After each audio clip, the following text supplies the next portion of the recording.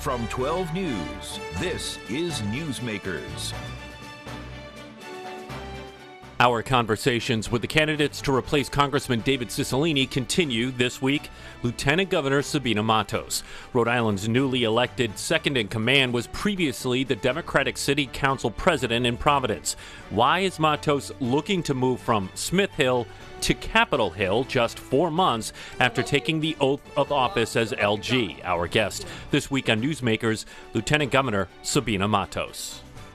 Welcome to Newsmakers. I'm Tim White alongside 12 News Politics editor Ted Nesi. Lieutenant Governor Sabina Matos, Democratic candidate for Congress. Welcome to the program. Thank you, Tim and Ted. Thank you so much for having me here today. Why do you want to be a U.S. representative? Because I have been in the public service for more than 10 years, over a decade already, starting first at the local level and now at the state level. And I believe that I can bring that voice and that experience to Washington to be a strong voice for Rhode Island. Since early on, I've been advocating for housing issues, advocating for women's right to choose, advocating for gun safety laws that protect our children, fighting for now for Medicare and also for Social Security. Those are issues that I care about, and I can bring that fight to Washington. We're going to touch on a lot of those issues in this conversation, but I want to get this out of the way first. And I know you're asked about this a lot. Matter of fact, Ted and Kim Kalunian asked you about this on 12 News at 4 a couple of weeks ago. You live just over the line into CD2. You live in Providence. Yes. I think you would like to say it's just a stone's throw away. And we should point out, you don't have to live in CD1. Yeah. You just have to live in Rhode Island to run. But you did say that you plan on moving into the 1st Congressional District. Will. Okay, so any updates on that? Can you clarify when that's going to happen? So I don't have a timeline right now because, as you know, housing market is very challenging right now. But I'm committed to moving to the district. It's funny. Before or after the election? I don't have a timeline. You won't even be able to vote for yourself. I really want to vote for myself, so if I find a house before that, I'll be there. But it's a commitment for me and my family to move. And it's funny, I find out that you don't have to live in the district last year when I was approached to run for CD2, and I told them that it was not the right time. And actually, Congressman Espaillat told me, you know, about CD1. I said, I don't live in CD1, so you don't have to live in the district. But I believe that the right thing is to live in the district, and I'm committed to moving to the district. A question I always like to ask candidates for Congress, a lot of the work in Washington really happens in committees, not on the floor. If elected, what committee would you most want to serve on and why? Housing Committee, to make sure that we address that. The veterans, which is a lot of work that I've been doing right now as Lieutenant Governor, to make sure that we have a strong voice, especially for the military families, have a strong voice. So those are the things. And you know, another thing that I would like to, transportation. I would love to be. How come? Because it has a big impact on the quality of housing and also to make sure that we have more transit-oriented development of housing in our state. So we'd love to have that perspective, bring that perspective to the transportation. You had brought up, when I asked you why you want to run, you brought up gun policy. Yes. And as we tape this program on a Friday morning, yesterday, 2 Democratic lawmakers in Tennessee were expelled after their House floor protests calling for stricter gun control measures. This, of course, comes in the wake of yet another mass shooting in this country. We talk a lot about gun control laws and needing to do more. To you, what does that mean? If you were elected to Congress, what needs to happen here in your view? So gun safety is very important to me, and I believe we have to make sure that we remove assault weapons out of our streets and our communities to make sure that our kids are safe. We're always worried about what's going to happen. As a mother, I'm worried about my kids, my children going to school and what's going to happen. We don't know if anything could happen at any moment. So the only thing that we can do to make sure that we mitigate the chances of something horrible happening here is removing those assault weapons from our streets. Well, you say the only thing we can do. I mean, let's be real here. The current makeup of the House, that's not happening. That is most likely not going to pass. And there are, of course, questions in the post-Bruin landscape if that's even constitutional, if it were to reach the Supreme Court. But let's not have that conversation. So are there other measures short of banning AR-15 style assault weapons that you'd want to look at? Well, we just approved 4 different gun safety legislation last year that are having an impact. Increasing the age for individuals to buy firearms is very important. Making sure that people are not getting away with those guns in our community. Those are legislation that we already passed. There's always room for more. There's always room for improvement. So I think that the next step, I believe, is the assault weapon ban. But there's always room for improvement. There's more we can do. One of the big criticisms you faced last year in the campaign for lieutenant governor was being resistant to doing more debates after the one that we had here on WPRI. Will you commit to multiple debates against your opponents for Congress in this race? Yeah, so let's clarify. I debated here. I debated on the radio. I actually was... Because this is coming up a lot from people. People say, they say, well, she didn't want to debate, so I don't know if I want someone in Congress who didn't want to debate. I will be debating, and Congress is going to require a lot of debating, so I'm going to be debating during the race also. I want to ask you about something the man who would be your colleague if you win, Congressman Seth Magaziner. Yesterday, he put forward a constitutional amendment, proposed, of course, to set term limits for members of the House. He thinks the House should have 5 term limit, so you could serve, I guess, 10 years in the House. Do you support or oppose that? You know, I'm open to term limits, but I have also as someone who was in the Providence City Council when term limit was implemented, there's a lot of things that we have to take into account when implementing term limits. We have to make sure that we don't end up with all of the knowledge leaving, the institutional knowledge leaving the body at the same time. I'm in favor of term limits. I probably would ask for something longer than that based on my experience in the city council. I will go with something. I support the concept. I'm not sure I'm there 100% with his proposal, but I support the concept, yes. I want to pivot briefly from the conversation about you as a candidate for Congress and your current role as lieutenant governor in Rhode Island. Earlier this week, Target 12 reported that a state official may have acted inappropriately on a trip to Philadelphia, head of DCAM, Division of Asset Management and Maintenance, which handles the upkeep of state buildings and buying and selling them. His name is David Patton. He makes $175,000 a year. He's now on medical leave after this incident, but an email detailing his behavior was sent to the Speaker and to the governor's office. DOA Director Jim Thorson was also on that trip. Have you seen the email? I have not seen the email. Do you know what happened in Philadelphia? I don't know the details. I just read what you guys have reported. I don't have the details. This is right now it's being handled as That's a little surprising you haven't heard much about it, considering your position. It's an HR matter, you know, and we have to have respect for HR rules. I believe that once the HR clears the process, I will be able to learn more about it. But we have to make sure that we have a strong protections when it comes to HR, and that no one, regardless of your position, have access to information that you shouldn't have access to. In every worker of the state of Rhode Island should know that their rights are going to be protected and respected under the HR. But just to press you on that a little bit, the governor often calls it the Matos administration. Of course there are HR protections, but you in that sense is this person's boss. I mean, he was hired by your administration into this job. Shouldn't you know a little more about what went on here and what the risks are? Yeah. Actually, as I said before, it's still an HR matter. The governor is we have one governor at the time, right? So we have to make sure that we go through the process of HR first before information can be shared with anybody else.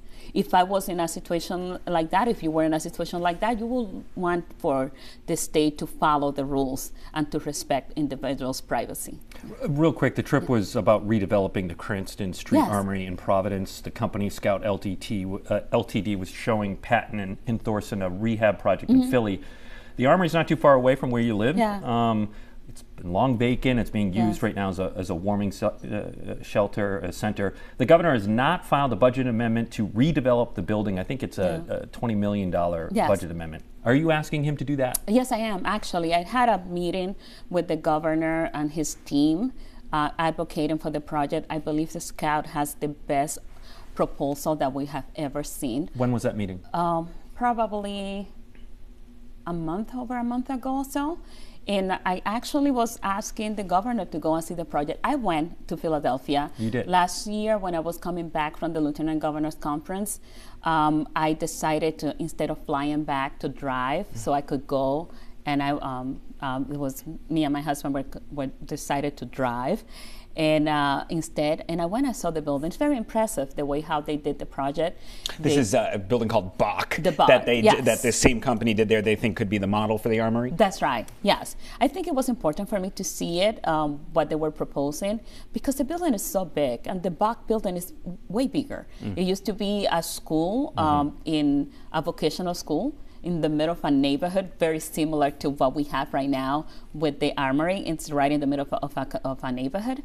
And it was very impressive, the way they approach how they develop it, making sure that it was not spending a lot of money first, but trying to find use for the building and get activities going back into the building little by little. And I think that's a good project, so I'm a big supporter of the project. Yeah. Late in your time as city council president, you were asked by an activist, quote, "Will you commit right now to voting to defund the police?" You responded, "Yes, my answer is yes." And he asked you to clarify, and you said again, "My answer is yes." Okay. Do you regret that answer now? No, actually, if I recall how I recall the question asked is that if I would commit to voting for a budget that would not allocate funding for... I have to correct you. I just watched the video before this show. Yeah. And he says, quote, "Will you commit right now to voting to defund the police?" And then he said a little more like, "And how much would you do?" But he was very clear. "Will you commit right now to voting to defund the police?" And you popped up on the Zoom and you said, "Yes, my answer is yes." So again, my recollection, and if you saw the video, we'll go back and watch it. My recollection of the conversation, we were talking about allocating resources for other programs that support the police. The problem that we have is that we're asking the police to respond to everything and do everything, and we don't give them the tools that they need in order to respond to every call. That's why, and that's exactly what I did. I supported allocating $200,000 for the GOLD team with Family Services of Rhode Island, to make sure that there's a team that goes there with the police to when they respond to any calls that it doesn't require a police response, but it's more as a social service response. I want to hit you up on just a couple of quick items. If you were to become a member of Congress, do you support or oppose legislation that would legalize recreational marijuana on the federal level? Yes. You would. And do you support or oppose, the Supreme Court has been in the news quite a bit lately, and I believe U.S. Senator Sheldon Whitehouse has proposed term limits for Supreme Court justices. Do you think there should be term limits right there in that position? Yes, I would be in support of term limits. Again, we have to talk about how long and how it's implemented. Because if we implement a term limit in which we lose everyone at the same time, it's not going to be good. But I'm open to the idea of term limits for the Supreme Court. Have you asked Governor Dan McKee for his endorsement? I haven't asked him for his endorsement Are you going to? right now. I'm actually, as a resident of CD1, I'm going to ask him for his vote, that's for sure.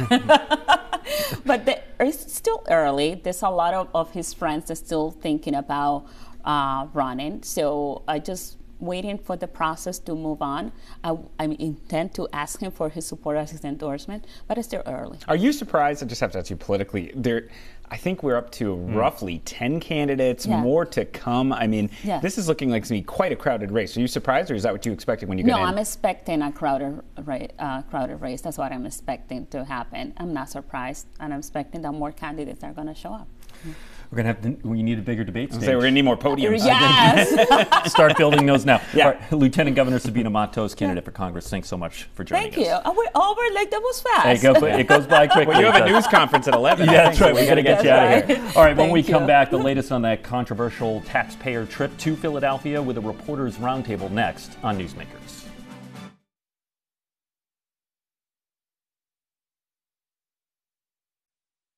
Full Target 12 Reporters Roundtable. Eli Sherman, Steph Machado, thank you all for being here. I do want to start, Eli, with that trip we talked to the Lieutenant Governor about on the first half, and I sort of summarized it in my question to her, but let's have you do that a little more thoroughly. It's this controversy that is swirling around the McKee administration with this trip to Philadelphia. Give everyone a brief summary of what we've learned. Yeah, so on March 10th, two high-ranking officials, the Department of Administration Director, Jim Thorson, and the DCAM Director, David Patton, they traveled to Philadelphia to visit this massive redevelopment project at a former school that's been turned into a place for a bunch of small businesses and nonprofits. They're trying to sell that as sort of something that could be used to redevelop the Cranston Street Armory.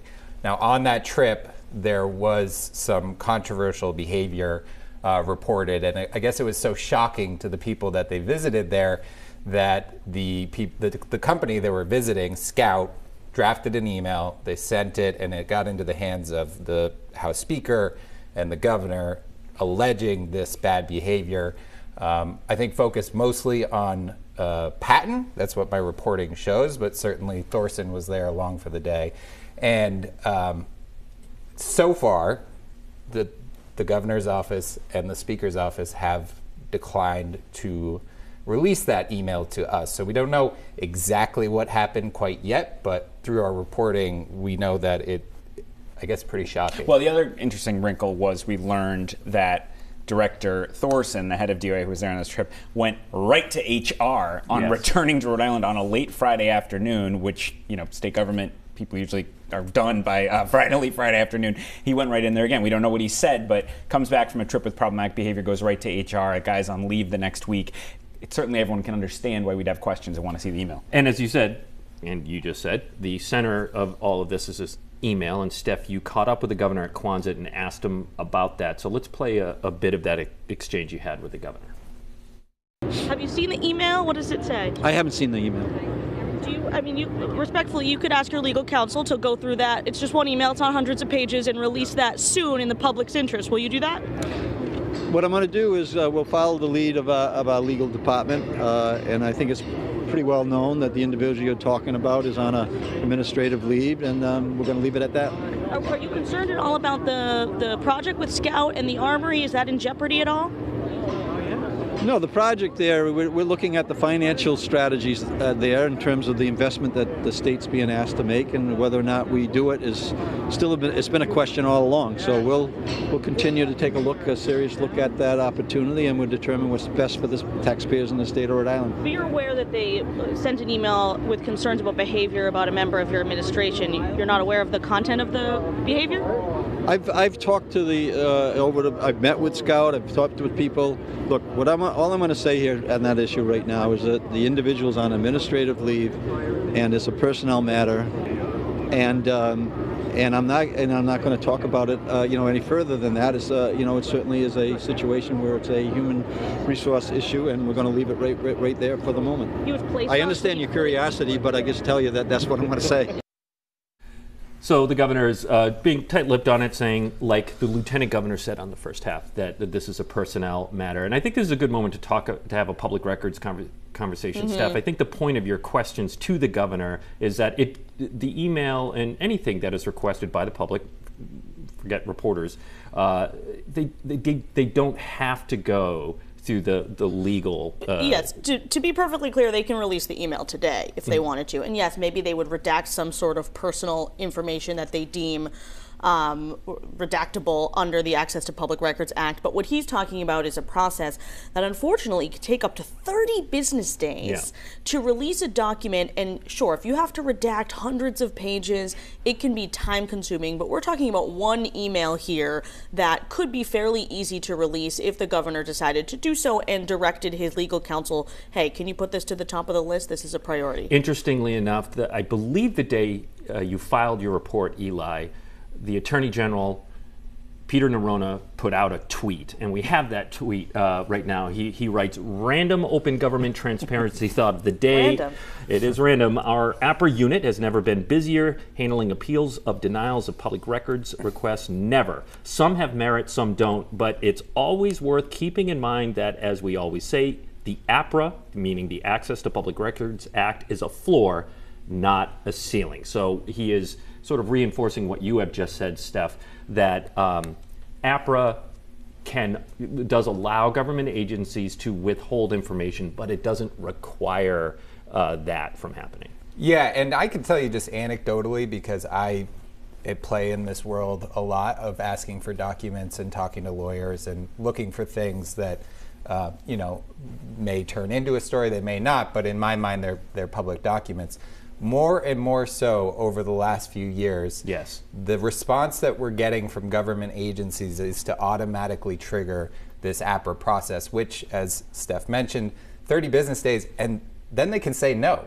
It's not even like they have to say yes after 30 days. And you recently had the fight you had, and it went through Norona's office, back and forth with the governor's office. Just going to go there. How the long appeal. did it take to finally get an answer? And let's clarify, that's an appeal, right? So people at home understand that if you're denied something, there are different avenues of appeal, including the court. But generally, you go to the Attorney General's office, and even though they're the lawyer for the state, they are supposed to be a neutral arbiter in deciding whether or not, the government properly withheld the information or not. But to answer his question, how long was that? Yeah, well, you have to be more specific because there's quite a few. But there is one that is still going on, and it's coming up on 1.5 years that I've been fighting with the governor's office through the Attorney General's office to get documents that, to me, simply are just public, and that in their mind they're withholding them under this law. So I asked for something 1.5 years ago, and I'm still trying to get it. That's what this process is. And there's rising frustration, I think, in the press corps,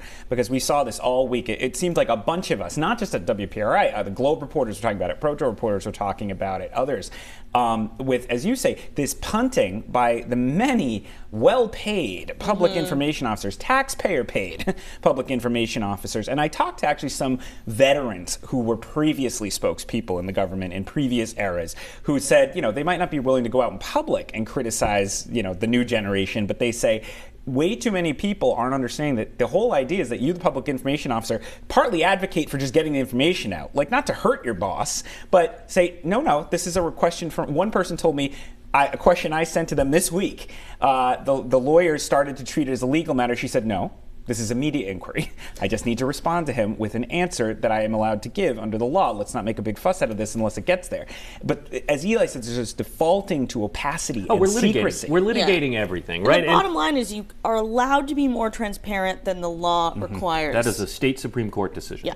And we're seeing this trickle down. And when they want information out, it's amazing how fast it can come out. Oh, yeah, you can get an email in 2 seconds if it's something they want helpful. people to know about. Yep. Right. And we should move on from this because I don't want to sound like this is a whining session, but it's important because it is not just a law for reporters. It's a law for the public, and government doing the work in the people's interest should be transparent. Well, to the extent we are trying to get the information to then publish it and report it to the public. That's our job. It's not for our personal curiosity. And we've seen this trickle down not just from state government.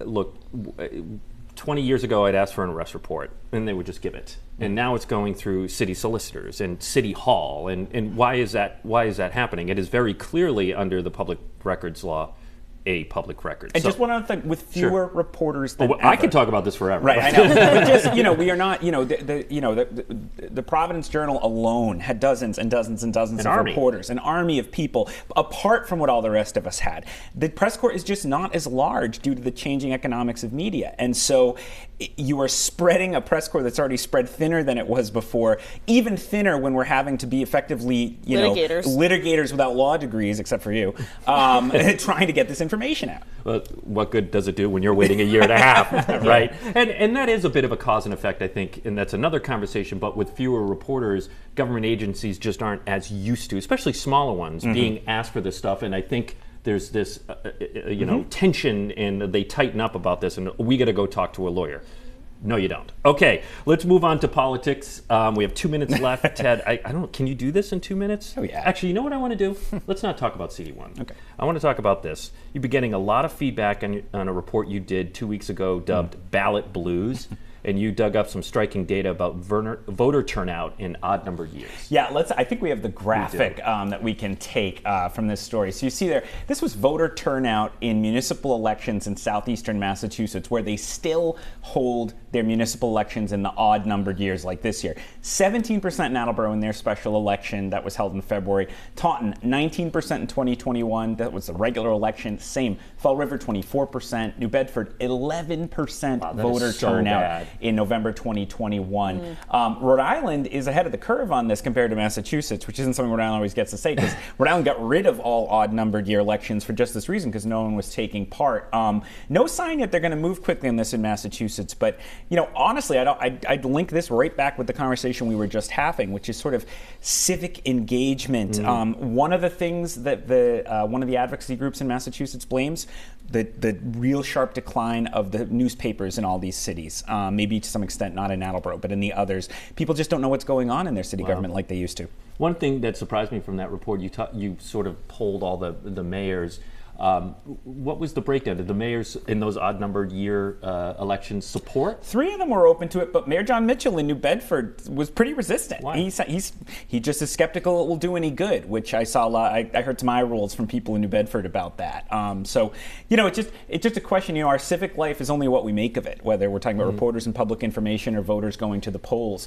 And in this sort of in this bifurcated age, I just wonder if we've lost some of what used to knit it all together.